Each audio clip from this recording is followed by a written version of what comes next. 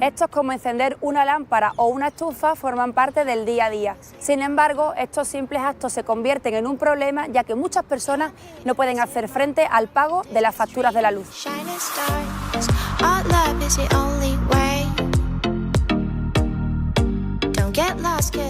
¿Sabes cómo leer e interpretar correctamente una factura?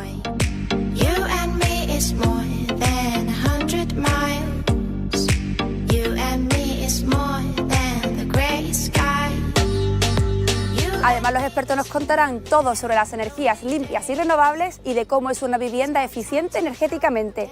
Hoy, en Consumo Cuidado, hablamos del ahorro energético.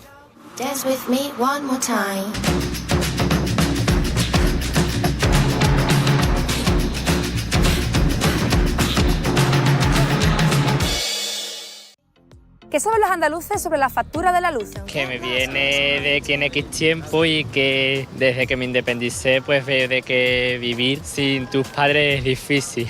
Se paga muchísimo más de lo que se consume. Por lo visto es lo que está generalizado ahora mismo. Sé que es alta y que está subiendo. Está por las nubes todo, está muy caro, una barbaridad. Yo sé lo que tengo contratado. Creo que tengo lo mínimo porque la verdad es que consumo poco. No consumimos en casa mucha electricidad y se nota. Que son muchos gastos y hay que pagar mucho. Además es un abuso, porque alguna familia no sé cuánto pagará, pero yo vivo solo y ya es muchísima pasta la que se paga. Vivir solo es lo que tienes. Llega el frío y te lleva los 3 meses con el aire puesto a tope y cuando viene la factura de la luz te viene la sorpresa y te acuerdas tú de lo que te decía tu padre y tu madre. La electricidad es una forma de energía que solo se puede apreciar por los efectos que produce. La necesitamos para la vida. Hoy nos centramos en uno de sus tipos, la energía eléctrica. ¿Os imagináis la vida sin ella? Andando portando lámparas de aceite y velas, sin termo y sin calefacción central. Inimaginable. Por eso, es complicado entender cómo algo tan básico se les niegue a familias con pocos recursos económicos que no pueden hacer frente al pago de diferentes facturas. En el programa de hoy, abarcaremos varios temas que tienen que ver con la energía eléctrica, empezando por saber interpretar y leer una factura de luz. La factura de la luz ha aumentado notablemente su coste en un corto periodo de tiempo. Pero, ¿sabemos lo que pagamos? Bueno, primero en lo que he consumido. También me gusta mirar la media de gasto o de consumo, mejor dicho, de luz por día. Y desde luego lo que se paga de impuestos, de IVA y a las eléctricas y es demasiado. No, eso no echa mucha cuenta, la verdad. Yo ni lo leo, porque de todas formas te van a engañar, por mucho que desglose y por mucho que sepas interpretarla, hay que pagarla. Cosillas sí, pero otras la verdad es que me costaría y tendría que ir a mis padres y decirle esto qué significa o esto qué quiere decir. Lo primero que las personas tienen que tener en cuenta a la hora de contratar es si su contrato está dentro del mercado regulado o están dentro del contrato libre. Eso es fundamental conocerlo, porque dependiendo de una modalidad u otra de contrato, van a tener unos derechos u otros. Del mercado regulado los precios ya están fijados, hora a hora se sabe pues, lo que vale la electricidad, y en el mercado libre pues, hay distintas empresas comercializadoras que ofertan sus productos, su energía a los ciudadanos. Entonces el ciudadano tiene la posibilidad de acudir a la empresa comercializadora que más le guste y comprar la energía moviéndose bien por criterios económicos, bien por criterios de origen de energía renovable o bien pues, simplemente eligiendo la comercializadora de su zona o la que prefiera. Tomando como referencia el modelo de factura de electricidad del Ministerio de Energía, Turismo y Agenda Digital, vemos que la factura la componen una serie de áreas distribuidas en varias páginas. En la primera página de la factura aparecerán las siguientes áreas: datos de la empresa comercializadora, datos de la factura de la electricidad, resumen de la factura, datos de la persona titular del contrato, información del consumo eléctrico y datos de contratación y suministro. En la segunda página de la factura aparecerán las siguientes áreas: destino del importe de la factura y factura detalle. En la tercera página de la factura aparecerán las siguientes áreas: información para la persona consumidora y origen e impacto ambiental de la electricidad consumida. Tomando nuevamente como fuente al Ministerio de Energía, Turismo y Agenda Digital, observamos que son 5 los conceptos por los que se paga en la factura eléctrica. Término de potencia. Precio fijo que resulta de tener en todo momento la potencia contratada. Término de energía. Precio que se compone del término de energía del peaje de acceso. Cantidad fija. Y del coste de producción de la energía eléctrica en cada periodo. Cantidad variable. Impuesto sobre la electricidad. Impuesto especial cuyo tipo impositivo viene fijado por ley. Desde el 1 de enero de 2015 es del 5,1127%. Equipos de medida y control. El precio del alquiler del contador incluye el importe correspondiente al interruptor de control de potencia. ICP. Impuesto sobre el valor añadido. IVA. Se aplica el valor vigente, que es el 21% a la suma de todos los conceptos anteriores. En el caso de cualquier disconformidad, se debe seguir el siguiente procedimiento. Siempre lo primero es que hay que poner una reclamación ante la oficina de atención a las personas consumidoras de la empresa que esté dando el servicio. En caso de que no contesten, siempre se puede interponer la reclamación en materia de consumo. Dependiendo del motivo y las condiciones del contrato, esa reclamación será atendida por industria o por consumo. Si requieren más información, pueden acceder a las oficinas municipales de información al consumidor, a los servicios de consumo de las delegaciones territoriales de la Junta de Andalucía o a las oficinas de información de las asociaciones de personas consumidoras y usuarios. Como es un tema complejo, existen multitud de recomendaciones e información dentro de la página web consumoresponde.es y pueden acceder también a esa información a través del teléfono gratuito 921 50 80.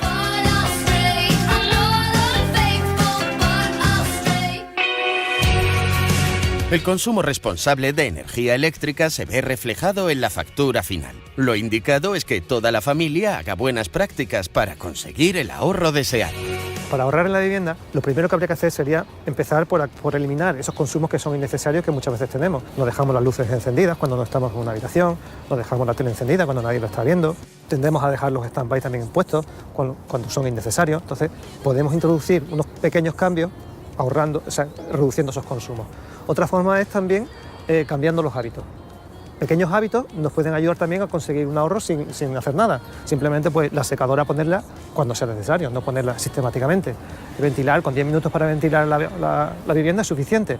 También se pueden, por ejemplo, programar la temperatura a la temperatura de la calefacción y la refrigeración, la que sea necesaria, no de forma excesiva. Entonces ese sería el primer paso. Un segundo paso sería acometer medidas de bajo coste. Es fácil, por ejemplo, podemos poner burletes en cajas de persianas o en ventanas que apenas tienen coste y nos van a aislar. También podemos utilizar aireadores o perlizadores, que son dispositivos que se ponen en los grifos y reducen el caudal, con lo cual al reducir el caudal también tenemos una reducción del consumo. O las válvulas termostáticas, la grifería termostática que ponemos en las duchas para regular la temperatura de la ducha también nos va a conseguir un ahorro. En fin, son pequeños elementos que nos van a reportar un ahorro interesante. Las bombillas LED, que las encontramos hoy día en cualquier supermercado.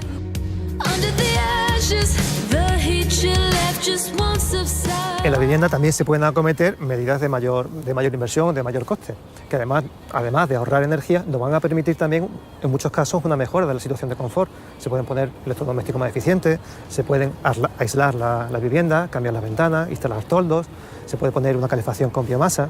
Son medidas muy interesantes, tienen mayor coste, ¿verdad? Pero son muy interesantes y nos aportan también un ahorro muy interesante. Muchos de estos equipos, además, tienen una etiqueta energética, que es muy interesante y muy útil también para el usuario, porque le da una idea de la bondad energética, desde el punto de vista energético, que tiene ese equipo. El caso de aislamiento es especialmente interesante porque de esta manera incidimos en el consumo que tiene el edificio. Actuando en la envolvente del edificio, conseguimos reducir esas necesidades energéticas que tiene el edificio. De este modo es muy interesante el aislamiento en lo que es el cerramiento. Además, muchas veces son aislamientos que no necesitan una gran obra, simplemente son soluciones que te aportan o bien un inyectado en la cámara de cerramiento, en la propia fachada, te consigue un aislamiento muy importante. Además, se puede acompañar con el cambio de las ventanas. Evidentemente, en el puesto de trabajo también se puede ahorrar. Lo que pasa es que va a depender también del entorno de trabajo que tenga cada uno. Pues apagar el ordenador o monitor cuando no vayan a ser necesarios, vayan a prolongar durante un tiempo grande. Imprimir únicamente lo que sea necesario. Si yo estoy en un espacio individual y puedo actuar sobre la iluminación y la climatización, puedo hacerlo cuando no sea necesario usarla. Si estoy en espacios comunes, pues igual. Si estoy en zonas de poco tránsito, pues en pasillos, en cuartos de baño y eso, pues se puede bien, por supuesto, si no lo hay, proponer que se pongan detectores de presencia y si no los hay, pues apagar las luces cuando salga. Son medidas muy similares a las que nos podemos encontrar en comunidades de vecinos, donde no es necesario encender toda la iluminación del bloque para usar la planta de acceso, la de rellano.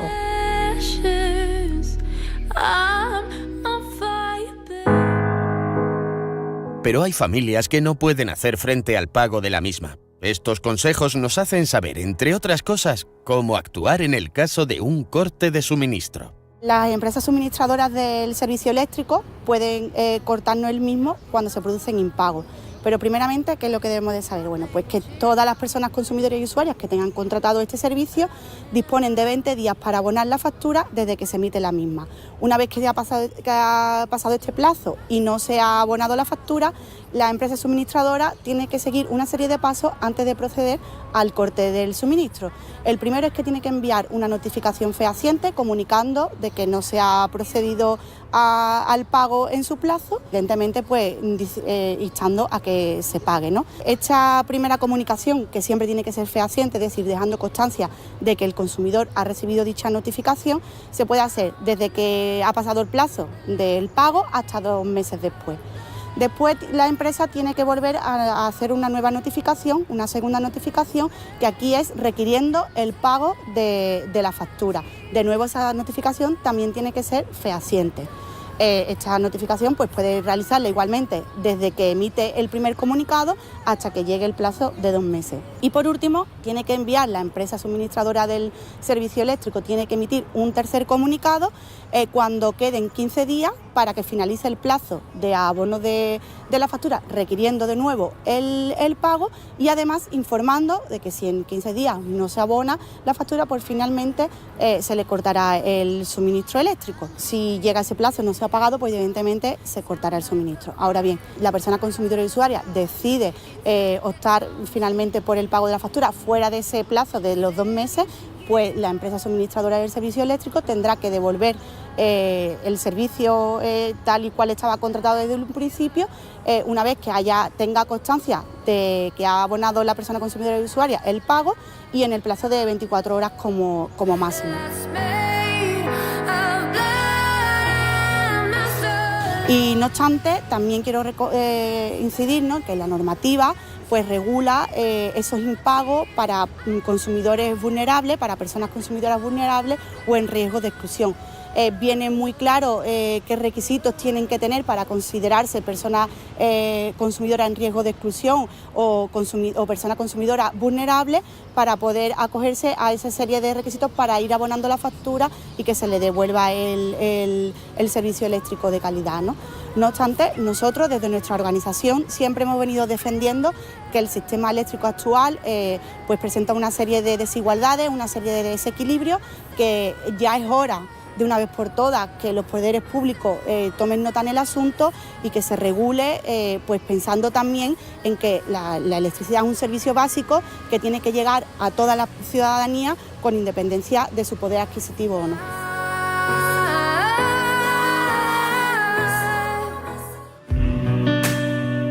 El bono social es una medida que intenta ayudar a las familias a hacer frente a los pagos de las facturas. Sin embargo, muchas entidades opinan que es una medida insuficiente. El bono social es la única medida que el Gobierno de momento ha puesto a disposición de los ciudadanos para poder tener un mejor o un más fácil acceso al suministro eléctrico, ¿no?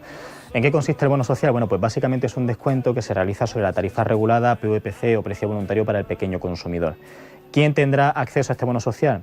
En octubre de 2017 se cambió la normativa y se modificó el sistema de acceso, pero bueno, básicamente el acceso a este bono social viene por el nivel de renta, que suele estar en función de unos parámetros que se basan en el IPREM y no en el salario mínimo interprofesional, que es una de las grandes críticas que hemos realizado desde Facua, porque el IPREM pues siempre es mucho más bajo que el salario mínimo interprofesional, pese a que se entiende que el salario mínimo que necesita una persona para tener una vida digna es el salario mínimo interprofesional. También hay criterios por el tema de familia numerosa y después hay un colectivo especialmente protegido dentro de este bono social, que es aquel colectivo que recibe ayudas por parte de las administraciones locales para poder pagar pues, los suministros que tiene en su vivienda, en este caso el suministro eléctrico, ¿no? Este colectivo que se encontraría más protegido tiene un mayor porcentaje de descuento dentro de lo que es el bono social.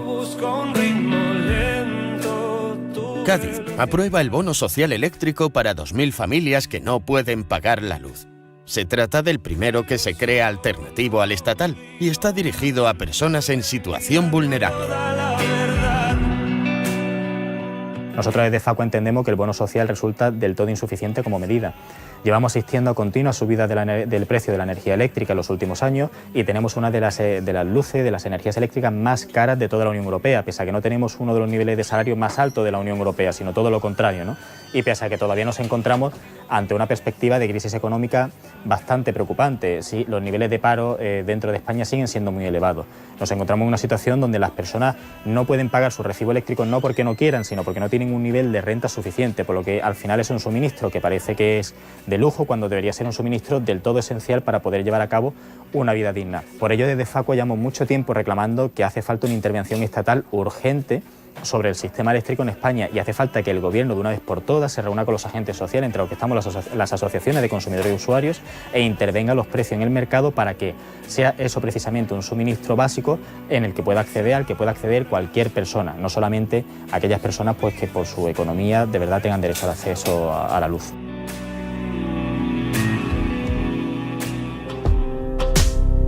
La pobreza energética sigue siendo una triste realidad en nuestra sociedad. El consumo doméstico de energía es la cantidad de energía que se gasta en los diferentes aparatos utilizados dentro de la vivienda.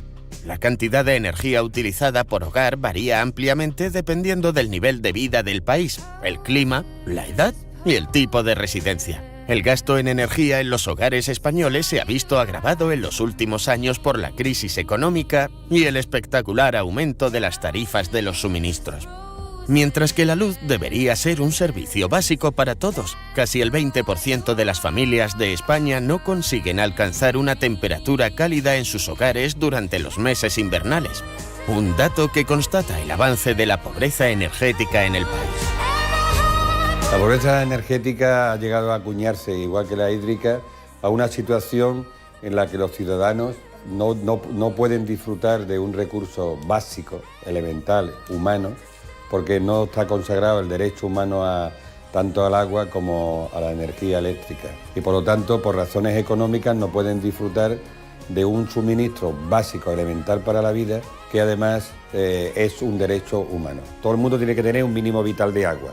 Pues todo el mundo debería tener algo de luz o de energía para poder vivir. Por lo tanto, ahí ese derecho había que reconocerlo. Una normativa estatal que no existe y al mismo tiempo una normativa andaluza que pueda complementarla. Es lo de siempre, ¿sabes? El abuso de quien tiene y como les da igual la gente que no tiene medios.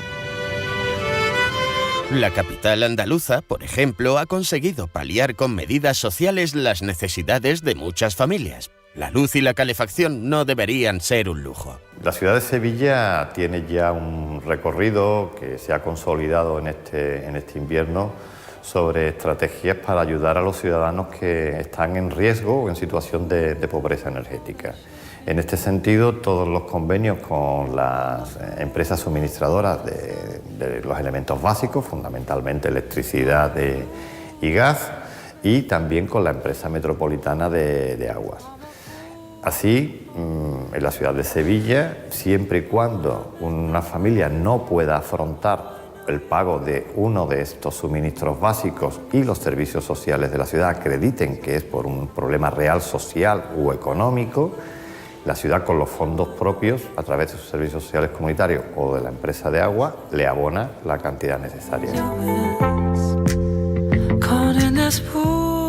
Tenemos disponible tanto a través de la sede de los distritos municipales como de la red de centros de servicios sociales comunitarios, puertas de acceso donde un ciudadano que tenga un problema de afrontar un suministro básico porque esté en situación de pobreza energética o riesgo, puede ir a presentar su caso y se le conducirá y se le ayudará para ir presentando la documentación o para ir controlando y poniéndose en contacto en caso de electricidad con el suministrador para de entrada, mientras se va viendo su situación, se va consolidando o se va afrontando esa deuda que no puede pagar, no se le corte el suministro y por supuesto se mantenga el suministro básico, tanto, reitero, de gas, luz como de agua. Los poderes locales, el gobierno de la ciudad de Sevilla, tenemos muy claro que tenemos que ayudar a quien realmente no pueda afrontar esa situación, pero no puede haber un corte de suministro básico cuando hay un problema social o económico de base que está razonado y constatado por profesionales de los servicios sociales.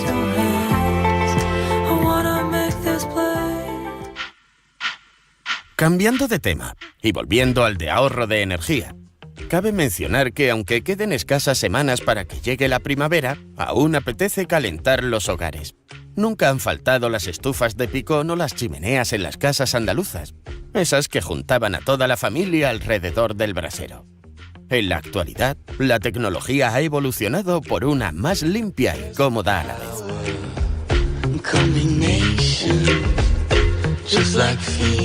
Nosotros aquí lo que tenemos son leña, pellets, bioalcohol, que es bioetanol, eléctrica y de gas. Las que menos dañan el medio ambiente porque son ecológicas son el pellet y el bioetanol. El pellet es biomasa y el bioetanol es bioalcohol. Es ecológico, es limpio y es seguro. Es limpio ¿por qué? Porque no tiene humo. El tiro sale lo que es la combustión, pero no es humo. Es ecológica, ya te lo he dicho antes, no daña lo que es el medio ambiente y es muy seguro. El pellet, a diferencia de la leña, lo que es el gas y todo, es seguro. También, igual que el bioetanol, que también son las más seguras del mercado.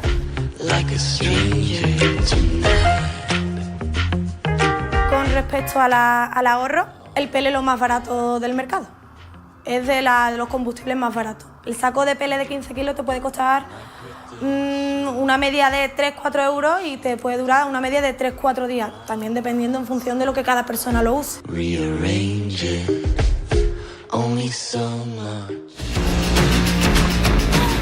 Otra gran apuesta son, sin duda, las energías renovables. En cuanto al uso de energías renovables, la verdad es que Andalucía es una zona especialmente rica en ese recurso y debemos ser conscientes y aprovecharlo. Tradicionalmente se ha utilizado la biomasa. La biomasa pues, es el recurso que tradicionalmente se venía utilizando en los pueblos y históricamente el recurso renovable más usado. Esta biomasa ha ido evolucionando, ya no es la biomasa que había antes. Ahora encontramos en las tiendas combustibles fabricados basados en la biomasa, como pueden ser los pellets, pero también han evolucionado los equipos. No tiene nada que ver las chimeneas que se ponían hace 20, 30 años o hace 10 con las que se ponen ahora. Los gases encastrables, las estufas de biomasa, las calderas, han evolucionado y por supuesto tienen unas eficiencias mucho mejores que las que había antes.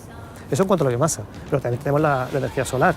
La energía solar tenemos la térmica, que es la que tradicionalmente se ha venido poniendo más, donde pues, muchas cubiertas de las casas de Andalucía podemos encontrar equipos de energía solar térmica para producir agua caliente. También hay instalaciones más complejas, no solamente para el agua caliente, sino también para la climatización o para procesos de determinadas industrias. Pero la aplicación fotovoltaica también ha ido evolucionando mucho y cada día vemos más instalaciones fotovoltaicas funcionando. Eso da un indicio de que es una tecnología ya madura.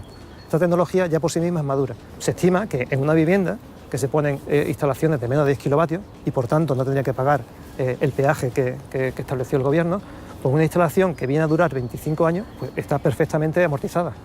Y más si tenemos en cuenta que hay ayudas de la orden de incentivos que permiten apoyar este tipo de instalaciones. Por tanto, entendemos que es interesante no solamente porque es económicamente rentable, sino porque el ciudadano tendrá la satisfacción de que está consumiendo una energía que él produce y que tiene un origen renovable, un origen verde.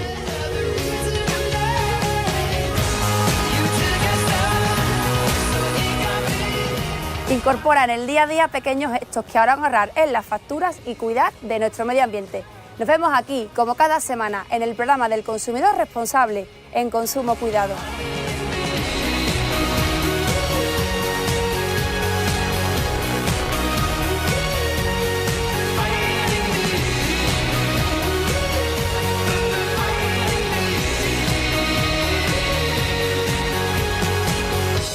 Be sure